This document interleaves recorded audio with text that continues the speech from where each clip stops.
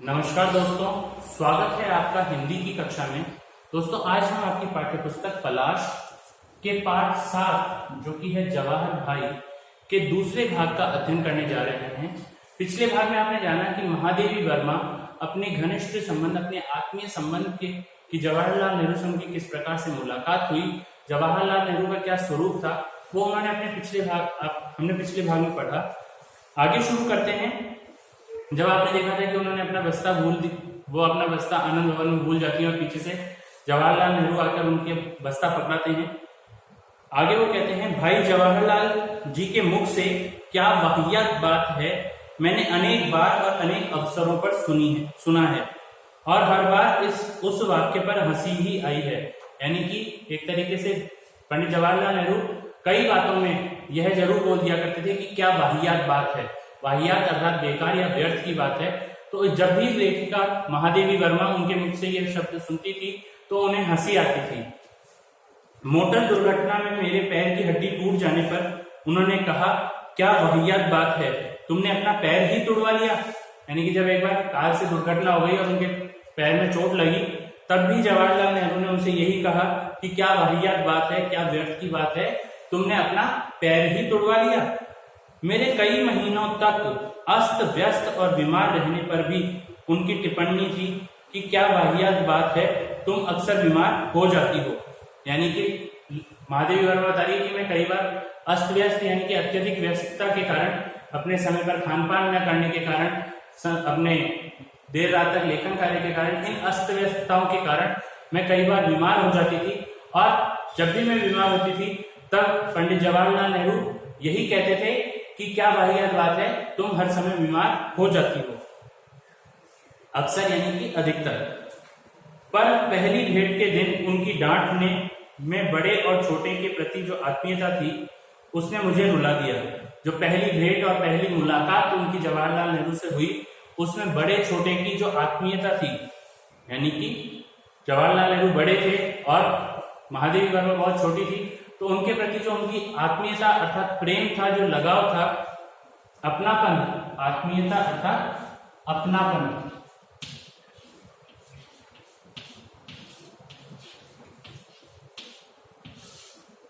आत्मीयता अर्थात जो अपनापन था,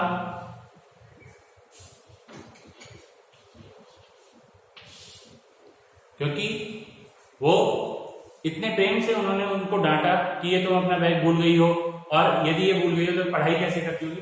तो ये जो आत्मीयता और अपनापन था, इसके कारण उसने मुझे रुला दिया और उन्हें रोना आ गया। 7वीं कक्षा के विद्यार्थियों में जितना ज्ञान कम होता है उतनी ही भावुकता अधिक होती है।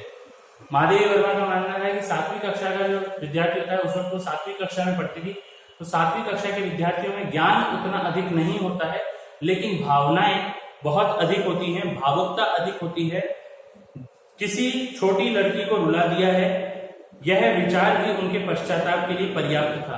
अब छोटी सी बच्ची रोने लग गई तो इतना विचार उनको आया और इससे उनका पश्चाताप हुआ, दुख हुआ कि हाँ, ये मुझसे गलत हुआ है। अतः मेरे कंधे थपथपाते हुए किताबें सावधानी से रखने का उपदेश देते हुए मुझे तांगे तक पहुंचाया। फिर उसके बाद उन्होंने मेरे कंधे को थपथपाया, मुझे सांत्वना दी कि मुझे रोना नहीं चाहिए, और फिर उसके बाद मुझे किताबें सावधानी से रखने का उपदेश देते हुए कि हमें अपनी किताबों का ध्यान रखना चाहिए, इस प्रकार की बातें कहते हुए उन्होंने मुझे तांगे तक पहुंचा दिया। मैंने उन्हें अनेक बार देखा, मालाओं से लदे भाषण देते, जेल जाते, घर में बड़ी मधुर आत्मीयता से कमला भाभी से बात करते और छोटी सी इंदिरा जी पर स्नेहिल हाथ फेरते। यानी कि वो बता रहे हैं कि मैंने उनको कई बार देखा है कि जब वो मालाओं से लदे होते हैं, भाषण दे रहे होते हैं, जेल जा रहे होते हैं, और अपने घर में अपनी पत्नी कमला जी से, कमला भाभी कहा उन्होंने, तो उन्होंने कहा कि कमला भाभी अर्थात जवाहरलाल नेहरू की जो पत्नी है कमला नेहरू, उनसे बात करते हुए, और छोटी सी इंदिरा गांधी जो भारत की प्रथम महिला प्रधानमंत्री थी, वो उनकी पुत्री थी, और उन्होंने कहा कि उनके सिर पर मैं स्नेहिल हाथ फेरते हुए उन्हें देखा करती थी। स्नेहिल अर्थात स्नेह से भरपूर।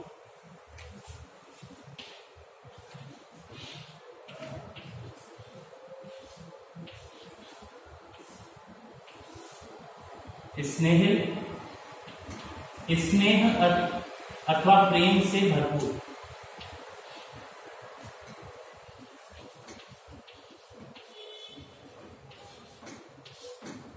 स्नेह अथवा प्रेम से भरपूर। हाथ को सिर पे देखते हुए, इंदिरा गांधी के सिर पे वो प्रेम से हाथ फेरते थे, उसे मैंने देखा है।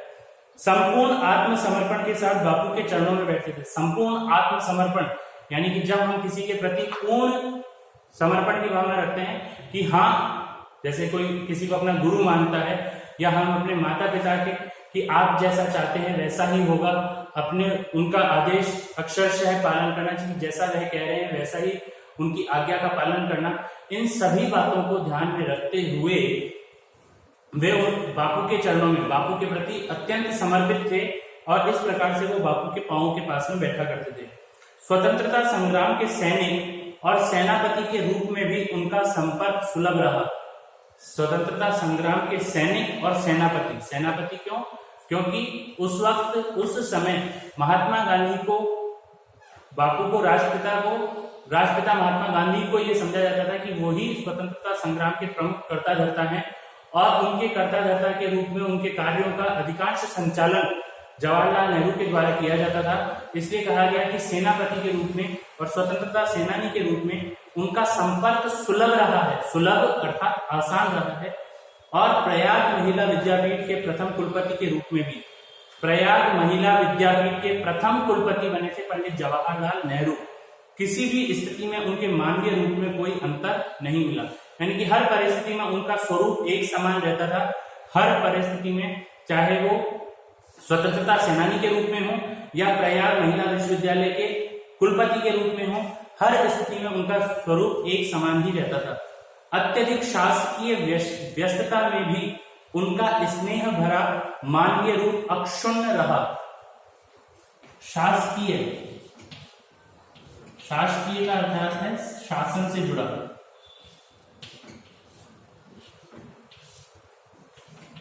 शासन से जुड़ी। और अक्षुण्ण शब्द का अर्थ है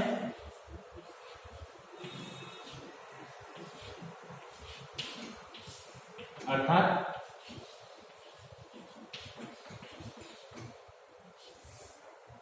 कभी नष्ट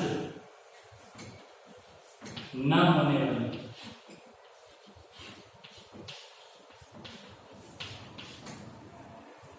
कभी नष्ट न होने वाले मानवीय जो उनका रूप था, वो चाहे उन्हें कितनी ही शासकीय शासन से जुड़ी हुई व्यस्तता रही, लेकिन उनका वह रूप नष्ट नहीं हुआ। उनके प्रधानमंत्री होने के उपरांत एक बार मुझे विशेष काम से दिल्ली जाना पड़ा। मैंने सोचा जवाहर भाई से भी मिल लूं। जब वो प्रधानमंत्री बन गए और उस समय मैं दिल्ली किसी काम से आई थी, तो उनका मानना था कि मैंने सोचा कि मैं भी जवाहरलाल नेहरू से मिल लेती हूँ। प्रधानमंत्री से मिलने का समय निश्चित करने का अवकाश नहीं था। अब प्रधानमंत्री बन गए हैं तो प्रधानमंत्री से मिलने के लिए पहले पूर्व में सारी योजना बनानी पड़ती है, उनसे आज्ञा लेनी पड़ती है, तत्पश्चात उनसे मिला जाता है। तो ऐसी स्थिति में उनसे महादेवी वर्मा सोच रही है कि उनसे समय निश्चित करने का, कि उनसे मुलाकात करनी है, उसका समय निश्चित करने का अवकाश ही नहीं मिला, समय नहीं मिला। अतः ऐसे ही प्रभात वेला में उनके विशाल भवन पर उपस्थित हुई। प्रभात वेला अर्थात सुबह के समय मैं उनके भवन पर पहुंची। उनके निजी सचिव ने कहा, बिना पूर्व निश्चित समय के भेंट होना संभव नहीं है। उन्होंने, जो उनका निजी सचिव था, जो उनके सभी कार्यों की देखभाल करता था, उसने कहा भाई पूर्व निश्चित होता है समय, तभी उनसे मिला जा सकता है, अन्यथा उनसे मुलाकात नहीं हो सकती है। यहाँ तो लोग 10-10 दिन प्रतीक्षा में पड़े रहते हैं। अब उसने, क्योंकि सचिव था, उसने उनको यही कहा कि यहाँ पर लोग 10-10 दिन इंतजार करते हैं जवाहरलाल नेहरू से मिलने के लिए और प्रतीक्षा करते रहते हैं, इंतजार करते रहते हैं। सुनते ही मेरा मन विद्रोह कर उठा। मुझे गुस्सा आया और मेरे मन में विद्रोह की भावना आ गई। मैंने कहा, वह प्रधानमंत्री की व्यस्तता का प्रमाण हो सकता है, परंतु जो 10-10 दिन पड़े रहते हैं उनके निठल्लेपन का तो वह निश्चित ही प्रमाण है। यानी कि प्रधानमंत्री के पास समय नहीं है, ये उनकी व्यस्तता का प्रमाण हो सकता है, लेकिन जो 10-10 दिन तक यहाँ पड़े रहते हैं उनसे मिलने के लिए, ये उनके निठल्लेपन का, कि अर्थात उनके पास कोई काम नहीं है, इस चीज का प्रमाण है, इस चीज का सबूत है। आप जाकर उन्हें सूचना देने का कष्ट करें कि प्रयाग से महादेवी आई हैं और उन्हें आज ही जाना है। वह उनसे मिलने के प्रतीक्षा में जीवन के 10 दिन खोने की स्थिति में नहीं है। अब उन्होंने उनको कठोर शब्दों में कहा सचिव को कि जाकर के उनसे बोल दो कि महादेवी वर्मा जो कि प्रयाग से आई हैं और उनके पास में ज्यादा 10 दिन का समय व्यर्थ करने के लिए नहीं है और उन्हें आज ही वापस जाना है। मेरा संदेश किस रूप में पहुंचा ये पता नहीं, किंतु शीघ्र ही भाई जवाहरलाल तेजी के साथ सीढ़ियों से उतरते दिखाई दिए और मेरा हाथ पकड़कर एक प्रकार से खींचते हुए ऊपर की मंजिल में ले आए। यानी कि मेरा संदेश उस सचिव ने किस प्रकार से जाके उन्हें सुनाया होगा या क्या क्या और बातें कही होंगी ये मुझे पता नहीं है, लेकिन मेरा संदेश पाकर के जवाहरलाल स्वयं आए और मेरा हाथ पकड़ करके मुझे अंदर ले गए। यहाँ बैठो, तुम्हारे लिए कॉफी आती होगी, इलाहाबाद के हालचाल बताओ। उन्होंने इस प्रकार से सहज रूप से, सामान्य रूप से उनसे बात की कि भाई तुम्हारे लिए कॉफी आ रही है और इलाहाबाद जो अपना स्थान है वहां के हाल बताओ। वे इस प्रकार बात कहते गए कि मुझे न रूठने की याद रही और न शिकायत करने की, यानी कि उनसे मिलने की जो मेरे मन में विद्रोह की भावना थी उसके लिए मुझे नाराज होना है या कोई शिकायत करनी है उसकी कोई बात मेरे मन में रही नहीं, क्योंकि उन्होंने इतने प्रेम से बात की कि वो सारी चीजें मैं भूल गई। अत्यधिक व्यस्त रहने पर भी दूसरों के विश्वास और सुविधा की चिंता करना वे शायद ही भूलते थे। यानी कि चाहे वे कितने ही व्यस्त हों, लेकिन दूसरों के बारे में, दूसरों के समय के बारे में और उनकी सुविधा के बारे में और उनके विश्वास के बारे में चिंता करना वो कभी नहीं भूलते थे। मेरी स्मृति में एक और घटना प्रत्यक्ष हो जाती है, यानी कि सामने आ जाती है, प्रत्यक्ष हो जाती है अर्थात सामने आ जाती है। एक बार जब मैथिली शरण दद्दा और मैं उनसे मिलने गए तब उन्होंने सहज आत्मीयता से मुझे रात में अपने साथ भोजन करने का निमंत्रण दे डाला। यानी कि जब मैथिली शरण गुप्त, जो कि हिंदी साहित्य के बहुत प्रसिद्ध कवि रहे हैं, उनके बारे में कह रहे हैं कि वो और महादेवी वर्मा दोनों जब जवाहरलाल नेहरू से मिलने गए तो जवाहरलाल नेहरू ने अपनी अत्यंत आत्मीयता के साथ में, स्नेह के साथ में उन्हें रात को रुकने के लिए कहा और भोजन का निमंत्रण देने के लिए निमंत्रण उन्हें दे दिया। दद्दा विनोद भाव से बोल उठे, अवश्य पंडित जी, महादेवी की भी इस बार शुद्धि कर डालिए, हम तो किसी प्रकार बच ही गए, यह ना बच पाए। अब महादेवी की भी शुद्धि कर डालिए। पंडित जवाहरलाल नेहरू मांसाहार करते थे और उन्होंने कई बार मैथिली शरण को भी मांसाहार के लिए कहा, लेकिन मैथिली शरण ने मना कर दिया। तो उन्होंने इस बात में व्यंग करते हुए कहा कि महादेवी वर्मा जो कि स्वयं शाकाहारी थी, तो उन्होंने कहा इनकी भी आप शुद्धि कर दीजिए, यानी कि इनको भी आप मांसाहार करवा ही दीजिए, हम तो किसी प्रकार से बच गए, यानी कि हम तो किसी प्रकार से हमने मांसाहार नहीं किया। तब उन्हें स्मरण आया कि मैं तो दद्दा के समान शाकाहारी हूं, यानी कि उनको याद आया कि ये भी महादेवी वर्मा भी शाकाहारी हैं। उन्होंने पूछा, क्या तुम अब तक घास पात ही खाती हो? तो जवाहरलाल नेहरू ने पूछा, भाई तुम अभी भी घास पत्ते ही खाती हो? प्रश्न के उत्तर में दद्दा ने सहविनोद कहा, आप सबने हमारे लिए और छोड़ा भी क्या है, यानी कि आप सब लोग जो मांसाहार करते हैं उसके बाद हमारे लिए तो बचता ही साग पत्ते खाना ही है, तो हम तो घास पात ही खाते हैं। इस विनोद के बीच वे इंदिरा जी को बुलाकर अलग से शुद्ध शाकाहारी भोजन बनवाने की व्यवस्था करने का निर्देश देना नहीं भूले। यानी कि उन्होंने इंदिरा गांधी को बुलाया, इंदिरा जो उनकी पुत्री है उनको बुलाया और उनसे कहा कि आप शुद्ध शाकाहारी भोजन बनवाएं। रात में देखा कांटे, छुरी तथा मांस के अनेक खाद्य पदार्थों से सजी लंबी मेज के एक और कढ़ी, चावल, शाक, दही आदि के कटोरे कटोरियों से भरी चमचमाती थाली रखी हुई है। यानी कि उन्होंने देखा कि जहां एक तरफ टेबल के एक तरफ मांसाहार रखा हुआ है, दूसरी तरफ वहीं कढ़ी, चावल और जो शाकाहार होता है वो चीजें रखी हुई हैं।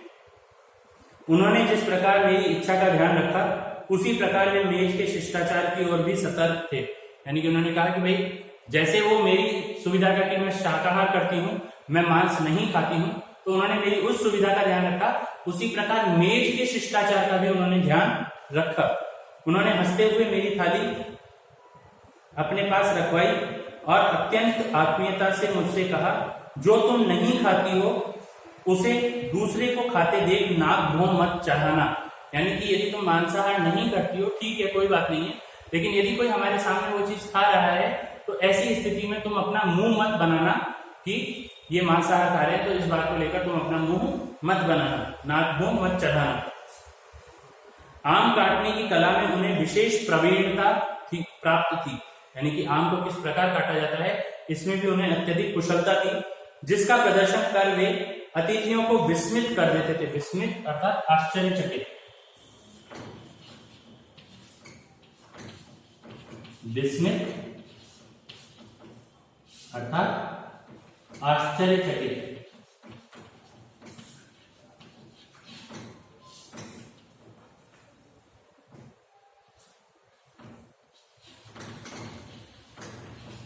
जो भी अतिथि उनके पास आते थे उनके सामने वो आम काटने की जो उनकी कला थी उसका प्रदर्शन करके उन्हें आश्चर्यचकित कर देते।